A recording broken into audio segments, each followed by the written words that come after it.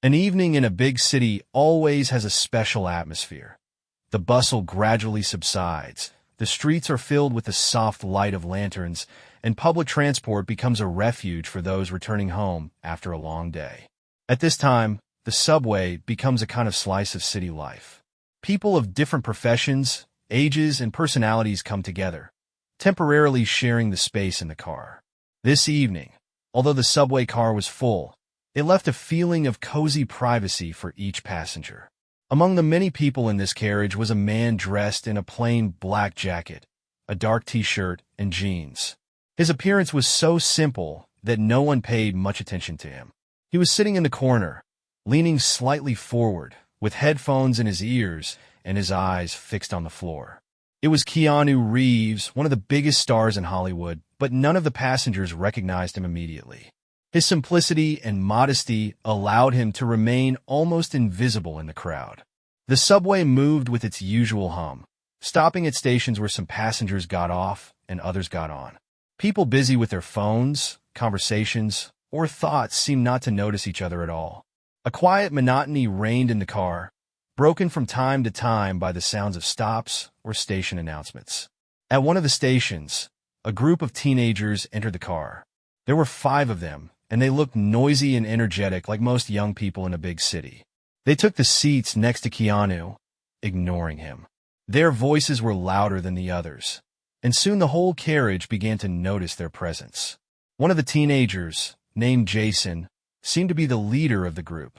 He wore a brightly colored jacket and acted confidently, often laughing and making remarks that were meant to make his friends laugh. At first they discussed their plans for the evening, jokes, and other minor things. But their attention quickly shifted to Keanu, who continued to sit in silence, ignoring the noise around him. "Hey, look at that guy," Jason said, pointing to Keanu. "Who dresses like that anyway? Is he from the last century?" His friends laughed, supporting the joke. Keanu didn't even look up. He remained in his usual modest pose, as if he hadn't heard their words. This calmness only incited Jason. He leaned closer to Keanu and continued, "Dude, are you trying to be invisible? Why are you dressed like that? Are you even unemployed?" His voice grew louder, and some passengers began to turn around, watching the scene. Other teenagers laughed even louder, supporting the leader. The atmosphere in the car became tense. Some of the passengers looked outraged, but no one dared to intervene. Everyone was afraid to draw attention to themselves, or perhaps just hoped that the situation would resolve itself. Keanu remained completely calm. He took off his headphones, looked up at Jason, and gave him a brief glance. There was no anger or condemnation in his gaze, only calmness and slight interest.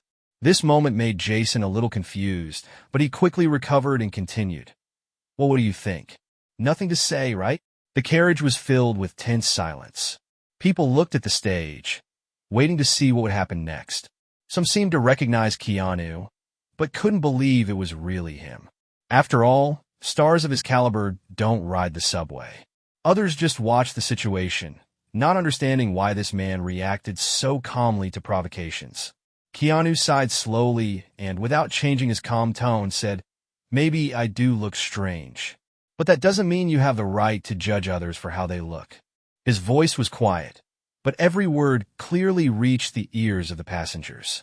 His calm and confident way of speaking made even Jason think for a moment. The teenagers fell silent, but only for a few seconds.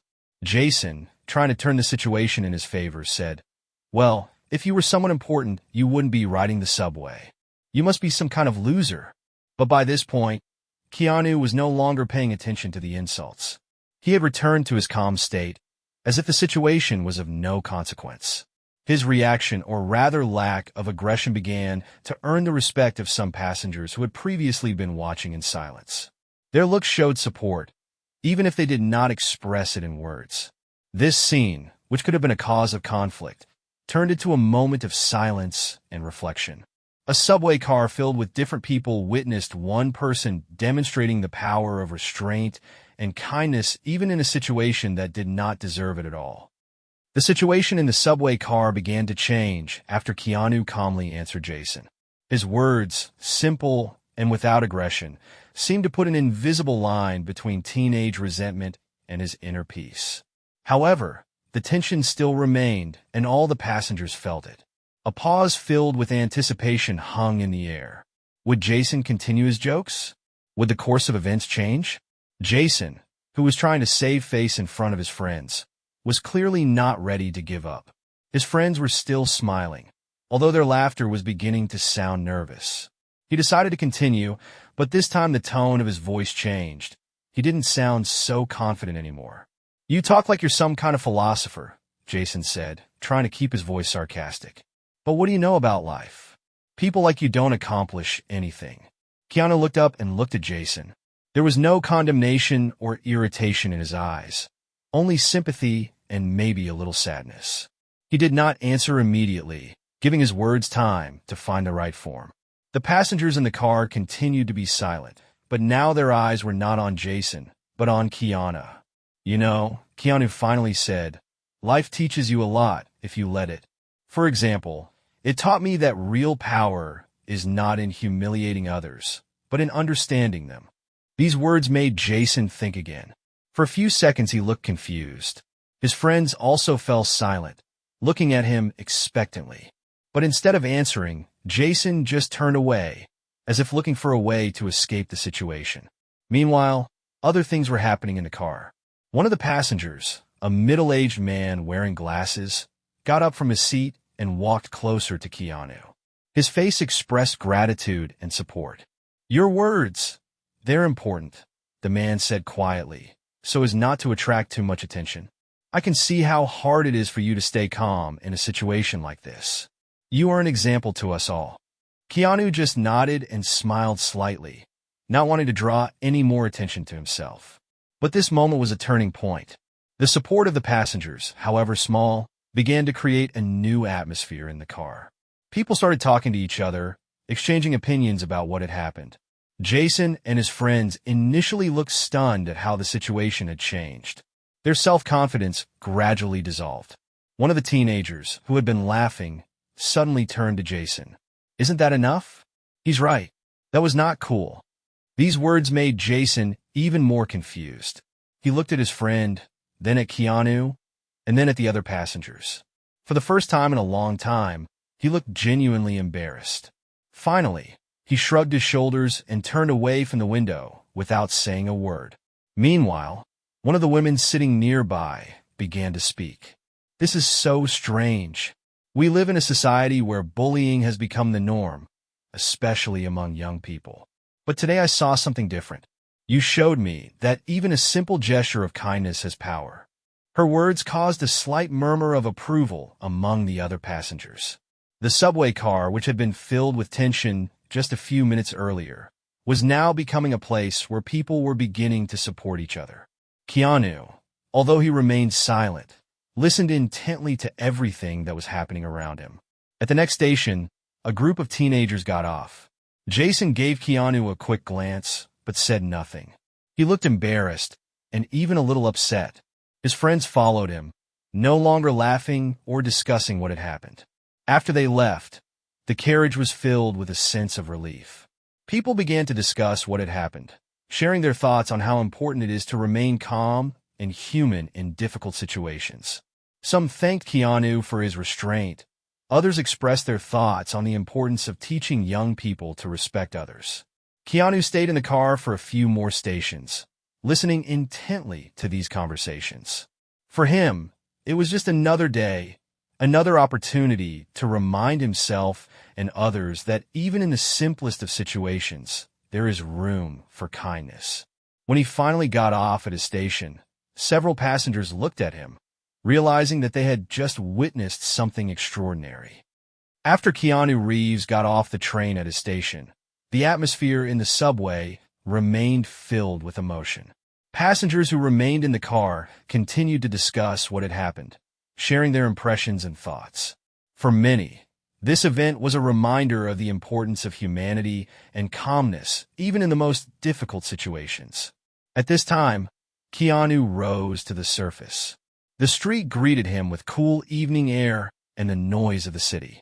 He stopped for a few seconds to look around, took a deep breath, and decided to walk to digest everything that had happened in the subway. His thoughts were not focused on himself, but on the people he met in the car, especially on the teenager who had tried so hard to humiliate him. Keanu knew that many of those who hurt others do not do so out of anger, but because of their own insecurities or pain.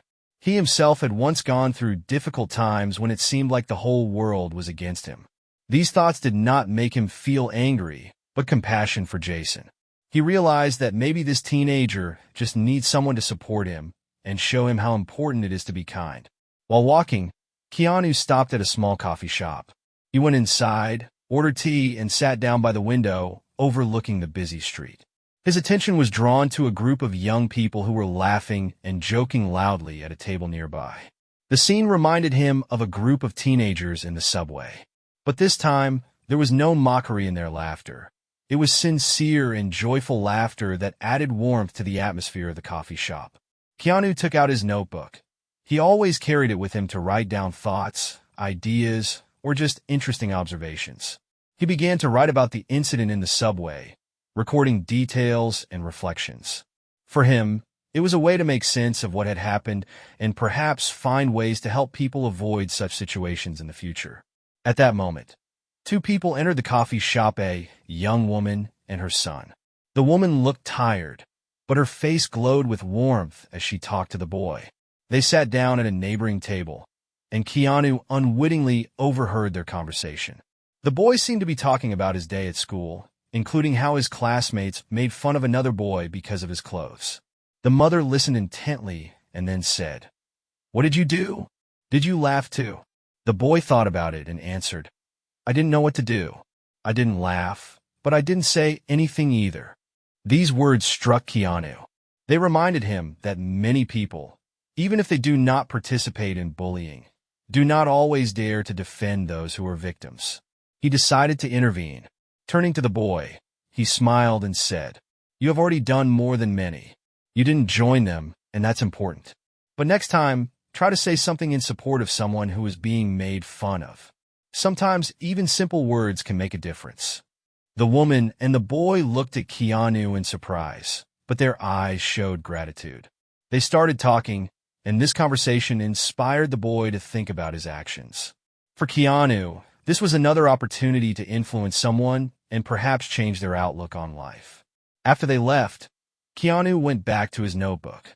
He started writing ideas for a project that could help young people understand the importance of empathy and respect. He thought about how he could create an educational initiative that would teach children and teens how to respond to bullying situations. This project could include videos, lectures, and even interactive workshops. He was so excited by the idea that he decided to contact a few friends who worked in education and charity. He wrote a few messages sharing his thoughts and invited them to discuss possible ways to implement this initiative. On his way home that night, Keanu felt that the event in the subway was not accidental. It was the beginning of something bigger, an opportunity to not only help people understand the importance of kindness, but also to create a platform for change. His thoughts about Jason, the teenagers in the subway, and even the boy in the coffee shop became the basis for his new project. He knew that this was just the beginning of the journey. But it was important to him that even in small moments he could find inspiration and pass it on to others. It was his mission to do good without seeking fame and help those in need. And it was these small steps that made a big difference in people's lives. The next morning, waking up with new ideas, Keanu decided it was time to act. His plan to create an initiative to teach young people empathy and anti-bullying took on a clearer shape. He spent the morning researching, reviewing articles, statistics, and materials on effective methods of teaching social responsibility among teenagers. His notebook, which was always with him, quickly filled with notes and sketches of possible programs. Keanu contacted several of his friends who worked in education, psychology, and charity. His first interview was with Dr. Linda Gray, a psychologist who specialized in working with adolescents. Linda had long been an acquaintance of his, and her professional experience was indispensable to the realization of his plan. During the call, Linda listened to Keanu with great interest. He shared the story of what happened in the subway and how it inspired him to create the program. "It's a great idea," Linda said, "but we need to do it right. We need to create something that will be understandable and relatable to teenagers, but also effective. Linda suggested holding a series of interactive workshops where teens could learn through role-playing and real-life situations. She also noted that it is important to involve famous people in the program who can serve as role models for young people. If you become the face of this initiative, it will have a huge impact, she added. Keanu agreed, although his modesty made him a little hesitant. He knew his name would attract attention, but he didn't want it to come across as an attempt to gain popularity. His goal was to help, not to be in the spotlight. But Linda's words convinced him that if his presence could change the life of even one person, it would be worth it. The next step was to create a team. Keanu reached out to a few of his friends and colleagues who had experience in various fields, from event organization to video content creation. He also contacted Sarah, a journalist who was in the subway car that evening. She gladly agreed to help, offering to write articles and create social media content to promote the initiative. The team quickly gathered, and a few days later they held their first meeting in a small conference room. On the wall was a large sheet of paper on which Keanu wrote, "Project Empathy. Change starts with us." During the meeting, everyone shared their ideas. Linda talked about the possibility of cooperating with schools and community centers where workshops could be held. Sarah suggested creating a series of videos where famous people would share their stories about how they face bullying or why empathy is important. One of Keanu's friends, who was a filmmaker, offered to help make the videos. Keanu, in turn, emphasized the importance of simplicity and accessibility. We have to speak a language that young people understand. It should not be a boring lecture.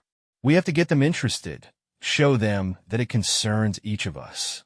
After several hours of discussion, the team drew up an action plan. The first step was to create a pilot project, a series of events in 3 schools in the city. These events would include interactive sessions, video presentations, and discussions. Linda agreed to conduct a training for the volunteers who would work with the teenagers. Preparations for the first event were intense but exciting. Keanu worked together with the team, participating in every stage. He personally visited one of the schools to talk to the teachers and find out what problems their students were most concerned about. It was important for him to understand how to make the program as useful as possible. When the day of the first event came, Keanu was excited. More than 100 students gathered in the school's large auditorium. Some of them looked interested, others skeptical. But when Keanu took the stage, all eyes were on him. He started with a simple story about how he himself faced situations as a child when he felt isolated or misunderstood. He talked about how important it was to find support from others and how it changed his life. His words were sincere, and everyone present felt it. After the speech, the interactive part began. Students shared their stories, participated in role-playing games and discussions. One of the most touching moments occurred when a boy named Alex raised his hand and told how he was bullied because he liked to draw. His peers, who had previously laughed at him, suddenly fell silent as they listened to his words. And when one of the boys came up to Alex and said, "I didn't know it was so important to you." "I'm sorry," the atmosphere in the room changed. The first event was a success. The teachers were amazed at how the program was able to touch the students and change their attitudes. Keanu and the team continued to work, improving the materials and expanding the project. Although it was only the beginning, they knew they were on the right track. For Keanu, this project was not only a way to help others, but also an opportunity to rethink his own life experience. He saw how small changes can have a big impact, and this inspired him to move forward. After the success of the first event, the empathy Change Begins with this program began to gain popularity. The feedback from students, teachers, and parents was overwhelmingly positive. Keanu's team decided not to stop there and expand the program to other schools and communities. The next big step was to create a special online portal that would allow students and teachers to participate in the program, even if they could not attend the workshops in person. The portal included interactive modules, video tutorials, and thematic trainings. Keanu and his team worked to make the platform not only educational, but also accessible and interesting for young people. One of the main goals of the portal was to enable teens to share their stories about bullying, empathy, and mutual support. In the Stories of Change section, everyone could tell how empathy affected their lives. These stories were published after moderation, and many of them became a source of inspiration for other students. The team noticed that the platform helped create a community of young people who supported each other, even if they had never met in person. Keanu was personally involved in creating the video lessons. They included short stories in which he shared his own experiences, as well as interviews with experts and celebrities who supported the program. His sincerity and authenticity attracted the viewers' attention, and his ability to speak simply about complex things made the material accessible to teenagers. One day, while recording another video, Keanu received a letter from one of the program participants. A young man named Michael wrote that the program had changed his life. Michael told how he used to bully a classmate because of his appearance, but after participating in one of the seminars, he realized how much it could have hurt that person. He apologized to his classmate, and, to his surprise, they became friends. Michael thanked Keanu for helping him change through the program. This letter touched Keanu deeply. He shared it with the team, and they decided to make a series of videos featuring program participants telling their stories. These videos became very popular on social media and drew even more attention to the program. People from different countries started writing asking how they could join the initiative. The next big challenge for the team was to organize a large-scale empathy festival. This event was to bring together students, teachers, parents, and experts from all over the country. The festival was planned to be held in a large conference center and included workshops, discussions, speeches by famous people, and interactive zones. Keanu was actively involved in the preparation of the festival. He met with potential sponsors, helped organize logistics, and even personally invited his friends from the film industry to speak at the event. Thanks to his efforts, he managed to attract major partners who provided financial support and helped make the festival free for visitors. When the day of the festival came, thousands of people came to the conference center. The halls were filled with energy and enthusiasm. Participants took part in various activities, from practical trainings to creative workshops. Keanu delivered a keynote speech in which he emphasized the importance of each person in changing the world. During one of the discussions, a girl named Lily came up to the microphone. She told how the program had given her the courage to tell her brother, who was being bullied at school, that he was not alone. Her words moved many in the audience, and after her speech, several people came up to thank her for her courage. The festival became not just an event, but a real movement. People were sharing their contacts, creating support groups, and planning how they could continue their work in their communities. Keanu's team decided to make the festival an annual event to keep the interest alive and attract even more people. One of the most touching moments of the festival came at the end when a boy named Oliver approached Keanu. He presented him with a handmade bracelet, saying, "This is for you to remember that your kindness changes people." Keanu accepted the gift with gratitude and promised that he would always wear it as a reminder of why he started this initiative. After the festival, the empathy Change Begins With This program became even more recognizable. It began to be implemented not only in schools but also in companies, NGOs, and even government agencies. Keanu continued to work with the team, confident that every day brings a new opportunity to change the world.